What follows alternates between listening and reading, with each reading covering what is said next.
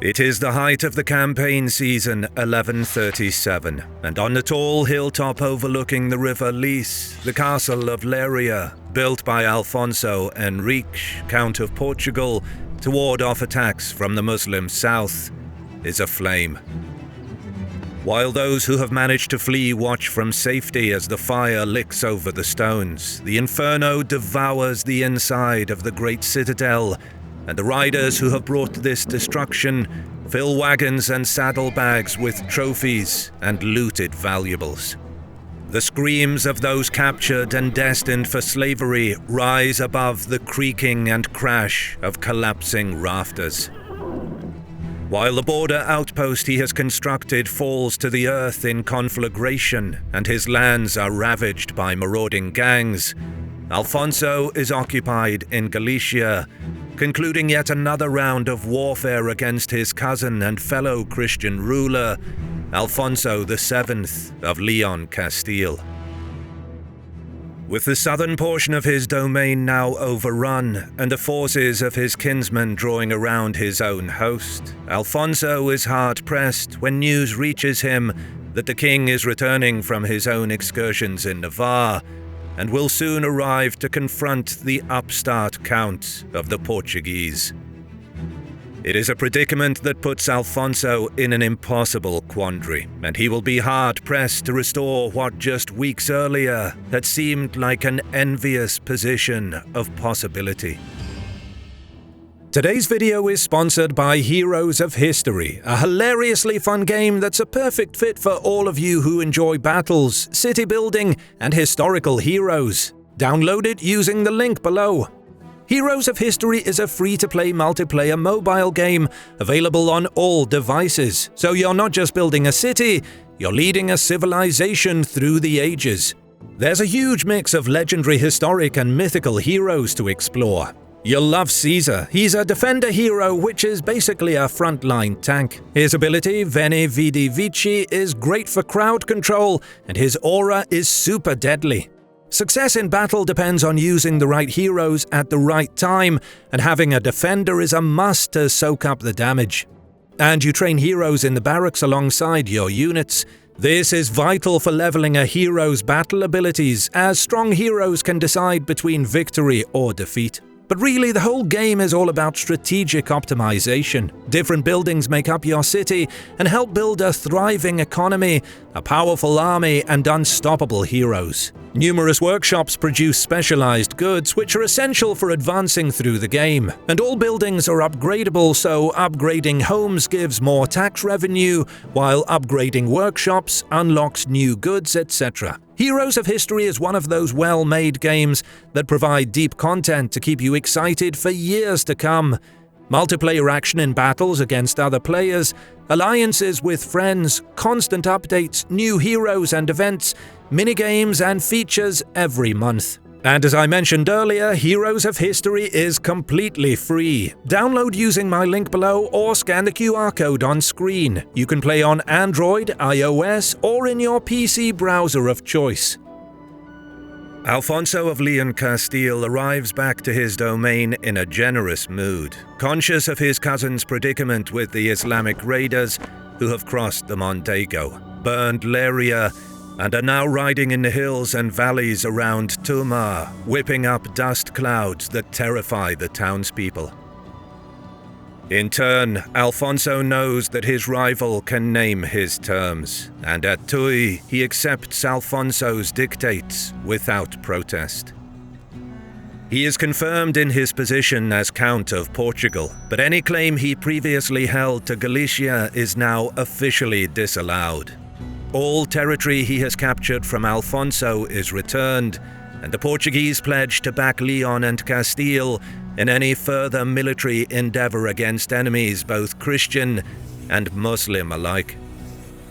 With his eastern and northern flanks secure, but his self-esteem in ragged order, Afonso returns to Portugal in the off-season and begins reorganizing for a war of terrible retribution. The Almoravid-aligned forces who have pillaged in his absence tactfully withdraw to their own domains, but there is a certainty that a reaction will not be long in coming.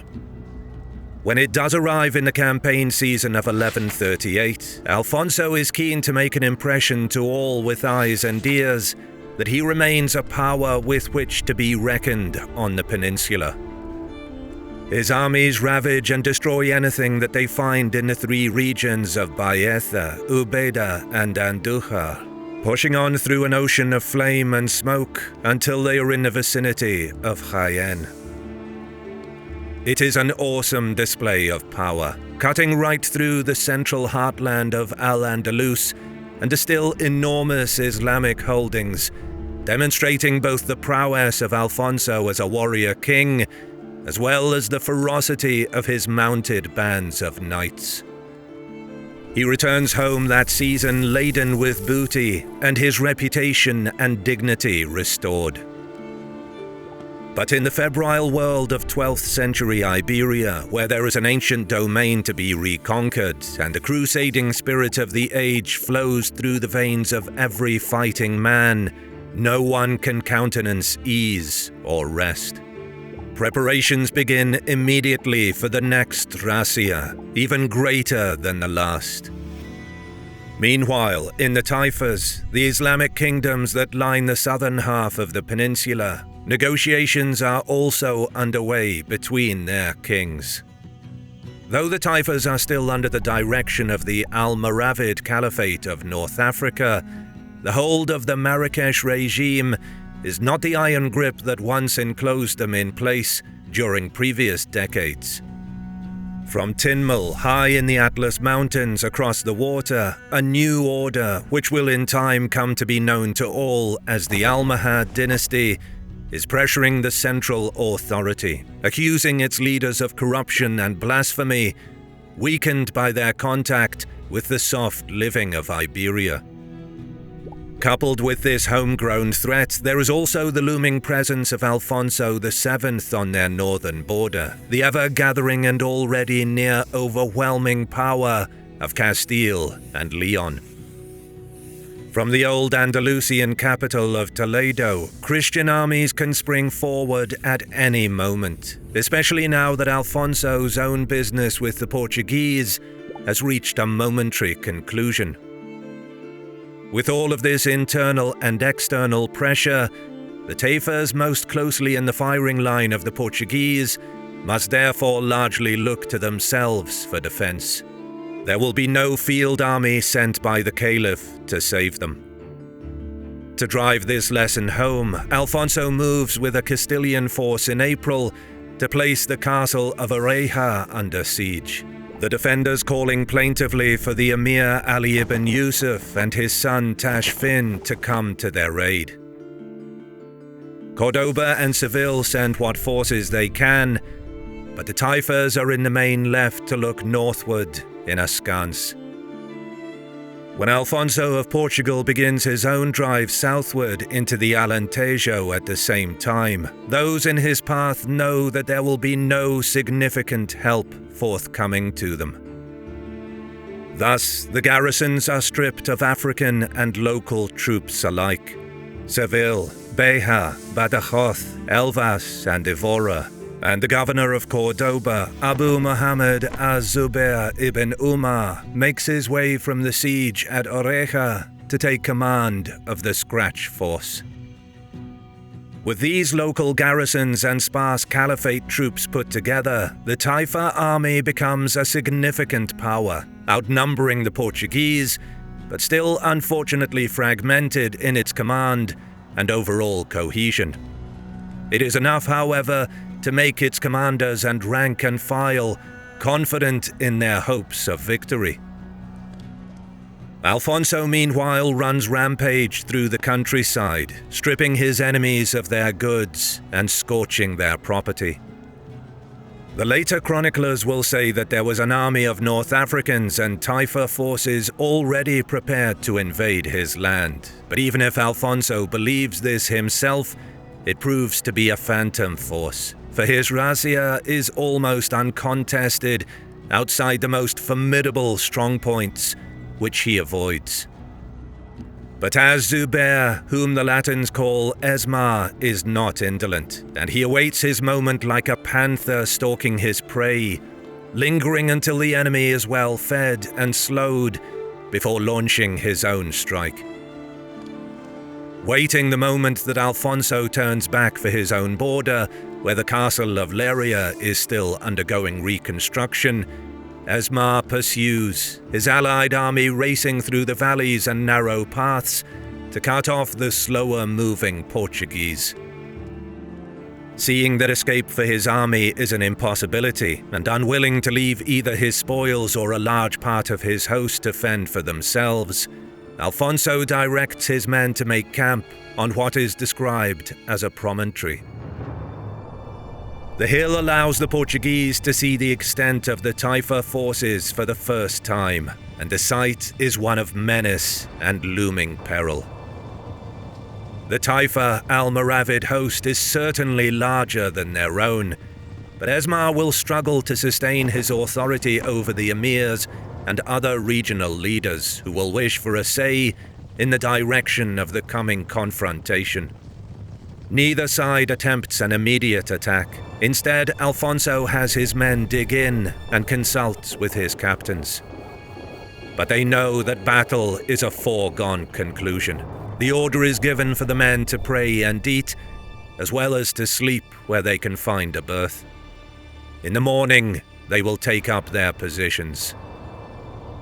On the Almoravid side, there are rumors within the camp of dissension among the emirs. No Taifa ruler is willing to acquiesce to the command of another, but Esmar is nonetheless highly confident.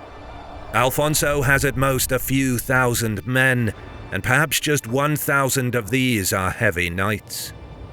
Between the scattered North African regulars and the Taifa garrisons, Esmar now has twice the count's number. Internal squabbles aside and Afonso's advantageous position notwithstanding, all of the circumstances favour an Almoravid victory.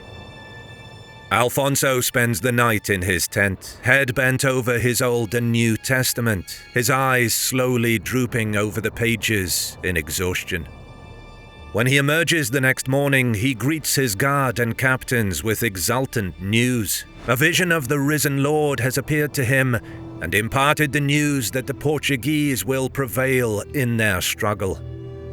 In his dream, Afonso was led alone from his tent by an old man he believed to be one of the saints, and this man led him out into the open, where a ray of light announced the presence of the Lord.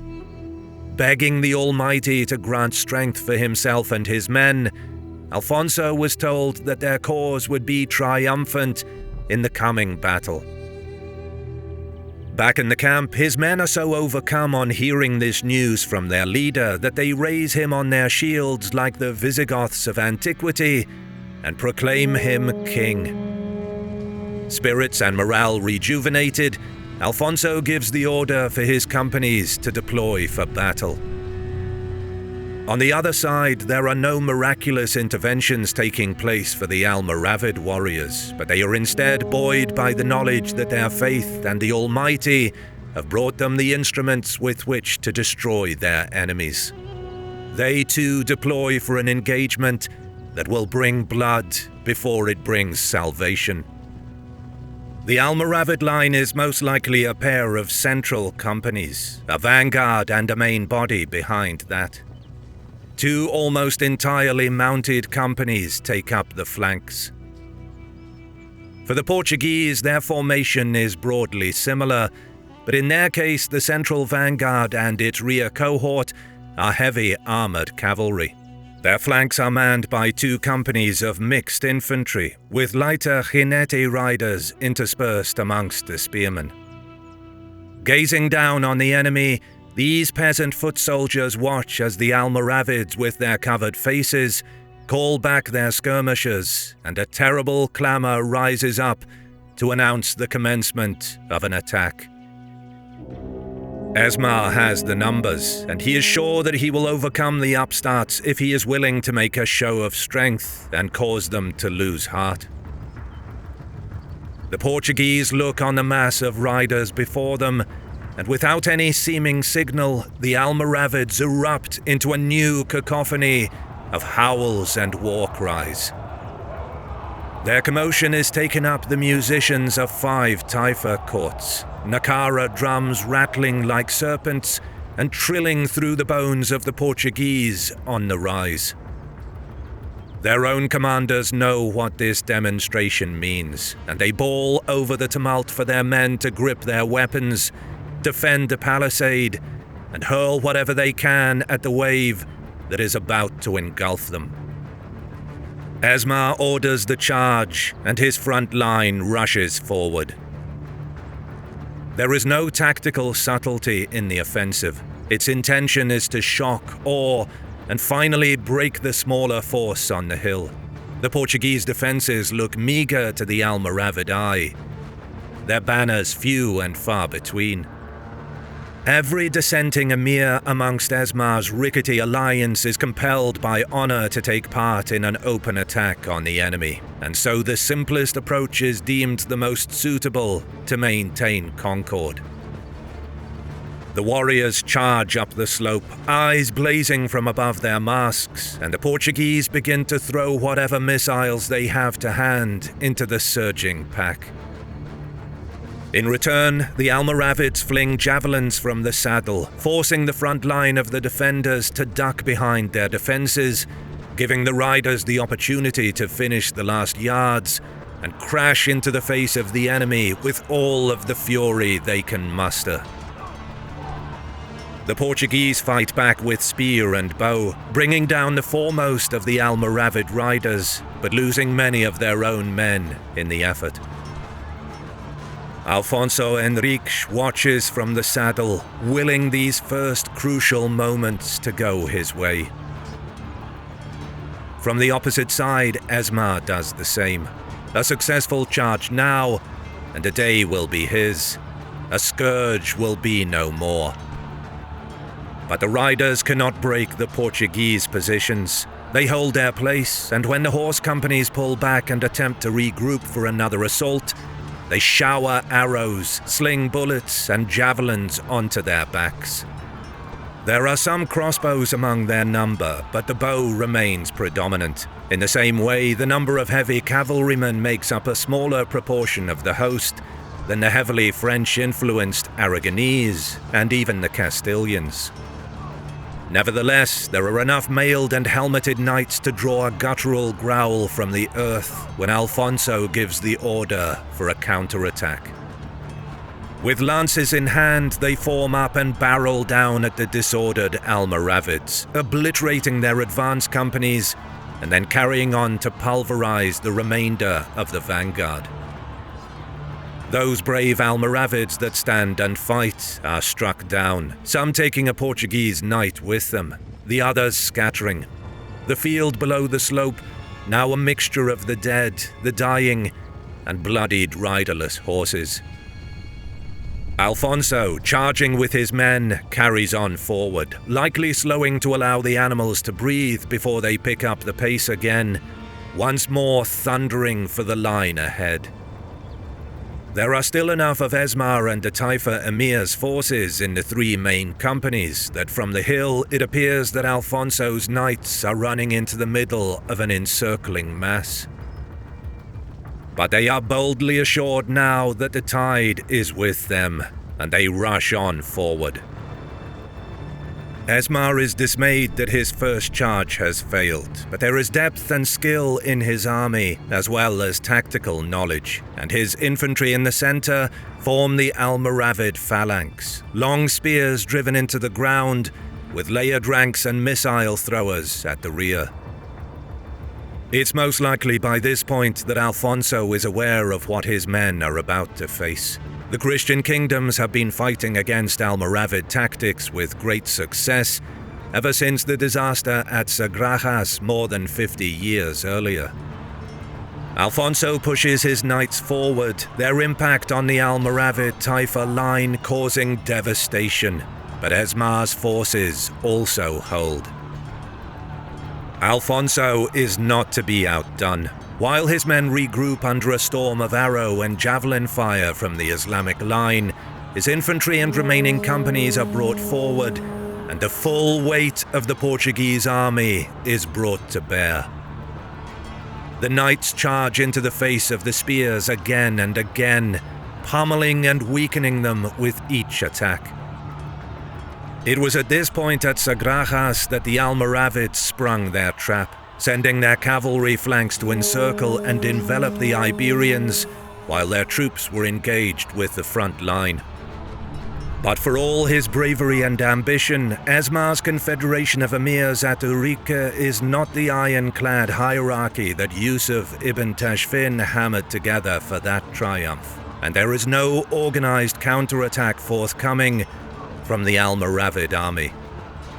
This is no doubt helped along by Alfonso's own familiarity with the practices of his enemies, and his fortitude in keeping discipline amongst his army throughout the battle. All of the sources single out Alfonso's skill as a commander, stolidly charging and reassembling his men until at last there is a breach in the Almoravid line. No one knows where it originates, but the Portuguese sense the break, the weakening in the line, and they exacerbate their attacks. Desertions at the back of the Almoravid ranks grow, and soon whole units are moving away from the field. Esmar attempts to rally his men one last time, but the spirit is gone. The Portuguese embark on a final charge, and it is enough. The Almoravids and their subordinate emirs break and depart the field, leaving it in the hands of Alfonso and his ecstatic men. Ourique is a tremendous victory, important enough for Alfonso to begin to style himself not as Count of Portugal, but as its king. Henceforward, he signs all his correspondence with the title, a bold and confident proclamation to the world that Portugal is a true kingdom. It is a seminal moment in the history of Iberia. Now there is a new established Christian power alongside those of Castile, Aragon, Leon, and Navarre. Its king, adding the 5 shields of the emirs he defeated at Ourique to his own coat of arms, where they stay in Portuguese emblems to this day, begins to set his sights further, beyond raiding and on to the great cities, even to Lisbon itself. Who knows how far a determined Portuguese realm might travel. The Taifas are far from exhausted, however, and with near certainty that the Almohads will soon replace the Almoravid line in North Africa, there is a long road ahead to decide who will rule the southwestern corner of the frontier between Christendom and the Caliphates. For all sides, Ourique becomes so synonymous with this process that it passes almost into legend. The epic tale of a count who was visited by God and was transformed into a king. Don't forget to check out Heroes of History. It guarantees some fun times. Download using my link below or scan the QR code on screen. You can play on Android, iOS, or in your PC browser. If you like what you see, consider supporting my work on Patreon, and you get ad-free early access to my videos for as little as $1. You can also show your support by liking the video, commenting, and subscribing to my channel as a sacrifice to the algorithm. As always, I'll see you in the next one.